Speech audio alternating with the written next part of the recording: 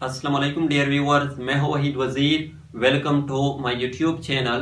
तो इस वीडियो में हम डिस्कस करने वाले हैं हायरार्की ऑफ टेक्सोनोमी, या इसको टेक्सोनोमिक हायरार्की भी कहा जाता है। तो दुनिया में जितने भी ऑर्गेनिज्म है उन सबको बायोलॉजिस्ट ने ग्रुप्स और सब ग्रुप्स में डिवाइड किया है और उसको नाम दिया है क्लासिफिकेशन।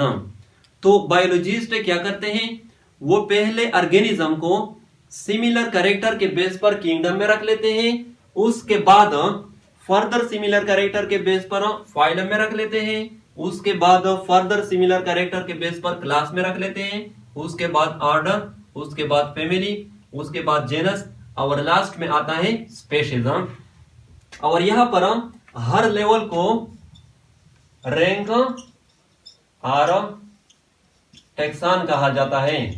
रैंक और टेक्सान यानी किंगडम जो है ये एक अलग रैंक और टेक्सान है, फाइलम एक अलग रैंक और टेक्सान है, क्लास एक अलग रैंक और टेक्सान है, एंड सो ऑन। यानी सिंगल लेवल को रैंक और टेक्सान कहा जाता है और इन सब को कलेक्टिवली रैंक्स और टेक्सा कहा जाता है। मैं एग्जांपल देता हूं, लीपर्ड, चीता। तो लीपर्ड को किंगडम एनिमेलिया में रखा गया है, फाइलम क्वाड्रेटा में रखा गया है, क्लास मेमेलिया में रखा गया है, ऑर्डर कार्निवोरा में रखा गया है, फैमिली फेलिडी में रखा गया है, जेनस पांथेरा में रखा गया है, और स्पीशीज जो है वो है पांथेरा पार्डस। इस तरह मैं ह्यूमन बीइंग के एग्जांपल देता हूं। ह्यूमन बीइंग को किंगडम एनिमेलिया में रखा गया है, फाइलम क्वाड्रेटा में रखा गया है, क्लास मेमेलिया में रखा गया है, ऑर्डर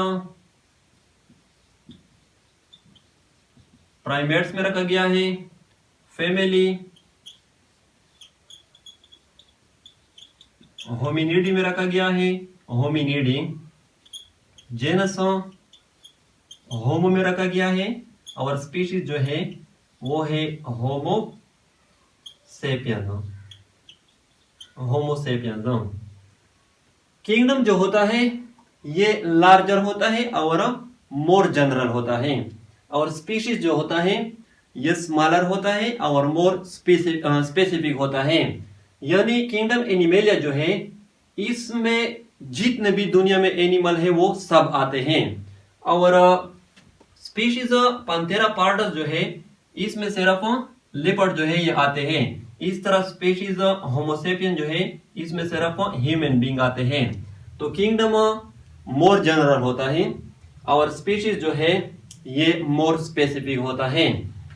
और जब हम किंगडम से स्पीशीज की तरफ आते हैं तो इसको हम कहते हैं डिक्रीजिंग ऑर्डर, क्योंकि किंगडम में ऑर्गेनिज्म जो है वो ज्यादा होते हैं, फाइलम में कम हो जाते हैं कंपेयर टू किंगडम, क्लास में और भी कम हो जाते हैं कंपेयर टू फाइलम, इस तरह ऑर्डर में और भी कम हो जाते हैं, एंड सो ऑन, और स्पीशीज में और भी कम हो जाते हैं। और इस तरह जब हम स्पीशीज से किंगडम की तरफ जाते हैं तो इसको फिर हम कहते हैं इंक्रीजिंग ऑर्डर, क्योंकि स्पीशीज में ऑर्गेनिज्म जो है वो कम होते हैं, जेनस में ज्यादा हो जाते हैं कंपेयर टू स्पीशीज, फैमिली में और भी ज्यादा हो जाते हैं compare to genus, and so on, और किंगडम में और भी ज्यादा हो जाते हैं। तो हायरार्की ऑफ टेक्सोनोमी को हम किस तरह डिफाइन करते हैं?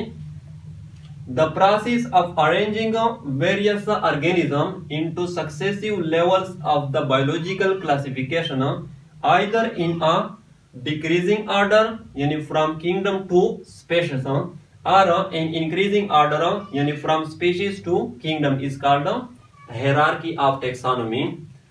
डिफिनीशन थोड़ा सा लेंथी है लेकिन है इजी, मैं आप लोगों को समझाता हूं। ये सक्सेसिव लेवल्स हैं या रैंक है या टेक्सान है, तो इसमें वेरियस ऑर्गेनिज्म को सिमिलरिटीज और डिफरेंसेस के बेस पर अरेंज करना, चाहे वो डिक्रीजिंग ऑर्डर में हो या इंक्रीजिंग ऑर्डर में हो, तो इस प्रोसेस को हम कहते हैं हायरार्की ऑफ टेक्सोनोमी और टेक्सोनोमिक हायरार्की। यानी ये जो सक्सेसिव लेवल्स हैं, रैंक है, टेक्सान है, इसमें वेरियस ऑर्गेनिज्म को अरेंज करना डिक्रीजिंग ऑर्डर में या इंक्रीजिंग ऑर्डर में, इस प्रोसेस को हम कहते हैं हायरार्की ऑफ टेक्सोनोमी और टेक्सोनोमिक हायरार्की।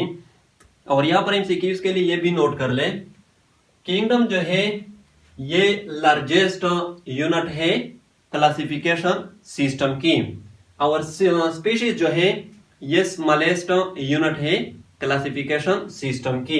ये एमसीक्यूज में बार बार पूछा जाता है कि which of the following is the basic and smallest unit of classification, तो वो क्या है, स्पीशीज हैं।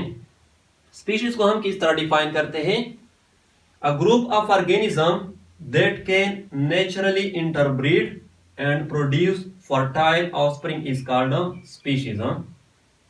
स्पीशीज जो है ये ऑर्गेनिज्म की ग्रुप होती है, लेकिन यहां पर शर्त यह है कि ये जो ऑर्गेनिज्म है ये एक दूसरे के साथ नेचुरली इंटरब्रीड भी कर सकेंगे, यानी सेक्सुअल कांटेक्ट जो है वो कर सकेंगे, मेल और फीमेल की बात कर रहा हूं, और साथ साथ फर्टाइल ऑफस्प्रिंग भी प्रोड्यूस करेंगे। एक होते हैं स्टेराइल ऑर्गेनिज्म। स्टेराइल ऑर्गेनिज्म वो ऑर्गेनिज्म होते हैं जो ऑफस्प्रिंग को प्रोड्यूस नहीं कर सकते, और एक होते हैं फर्टाइल ऑर्गेनिज्म। फर्टाइल ऑर्गेनिज्म वो ऑर्गेनिज्म होते हैं जो ऑफस्प्रिंग को प्रोड्यूस कर सकते हैं।